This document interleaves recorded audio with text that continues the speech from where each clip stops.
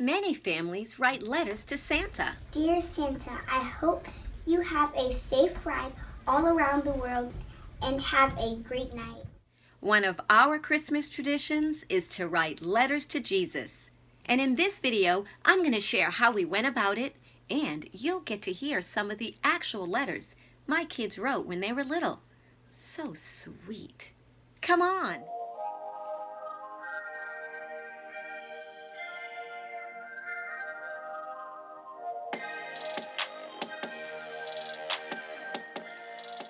J. Dawn Mom here, grown mom with grown kids.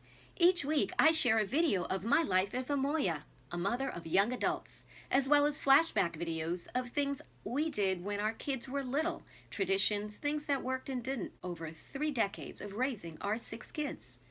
So this video is a flashback video. As our kids were growing up, we taught them that Christmas is about celebrating Jesus' birth. Through the years, as they got older, questions came up, like, how do we know December 25th is the right day to celebrate Jesus' birthday? How do we know he was born on that day? That's a good question, and there's been controversy over that for a very long time. For us, it doesn't matter. Jesus was born. That's what counts. And to commemorate his birth, we've got to pick a day. December 25th is as good as any. So there you have it. Christmas Day. Another question was, why are we getting presents if it's Jesus' birthday? Everyone was so happy when Jesus was born. They all brought gifts and laid it at the baby's feet. Jesus is not physically with us now, so we still give gifts, but we give to each other to show gratitude and happiness and just rejoicing in his birth. These are great questions. It shows our children are seeking. And what Christian parent doesn't want that? In order to keep the focus on Jesus, I started Letters to Jesus. Dear Jesus, I hope you have a Merry Christmas, and I want 3 things to say to you. I love you.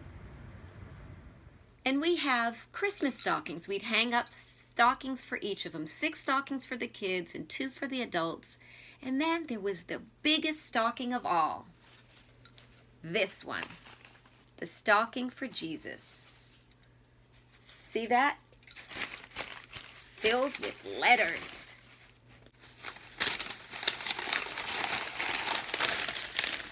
So many letters written to Jesus. Dear Jesus, I feel bad that most people forget the origin of Christmas is really your birthday and not Santa. I gave a short direction sheet to guide them in their thoughts. When they were younger, maybe under 10, it was, how do you feel about Jesus? How do you feel about what he did? And is there anything you want to say to Jesus? These are the kinds of things that sparked them as they wrote their letters to Jesus. And the letters would sound something like this. Happy birthday, Jesus. I hope you had a wonderful birthday. This day belongs to you, and you shared it with us. I love you. Dear Jesus, I love you. I'm reading my children's letters. Oh, so sweet. Thank God for all you gave us, this house and appliances. Appliances. And sending your son Jesus to shed his blood for us and me. God rules. God rules. Dear Jesus, thank you for letting me have a Christmas with presents and a family to share it with. Thank you for dying on the cross for me. I'm happy you were born because I wouldn't be alive if you weren't born on Christmas Day. These are some of the letters that my kids wrote when they were under 10. For the older kids, the focus was more on giving yourself as a gift to Jesus. The scriptures say, if you love me, you will obey my commands. So the focus was on character, traits, and things that you could do to please God in who you are as a person. Here is one of my direction sheets from, almost 15 years ago. It says to give the gift of yourself to Jesus this year as his birthday present, and to focus on a trait or behavior that you already have, and to give more of it. So maybe to serve happily or generously, to give affection, or to encourage others. Or maybe work on getting rid of a character trait or a behavior that you know is not pleasing to God.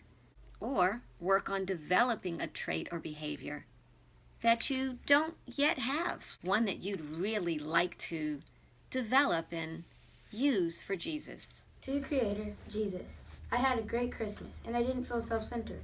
Isn't that good? I would like to gain a trait of taking advice from others more effectively to be better for you and your benefits. Dear Jesus, I keep this writing to remember what I have to do when I think of you. And these aren't just for kids. The adults wrote letters too. We can all be brothers and sisters of Jesus, sons and daughters of God. So today, when we come together as a family for Christmas, all these years later, we still read some of those letters, and we are always inspired by them.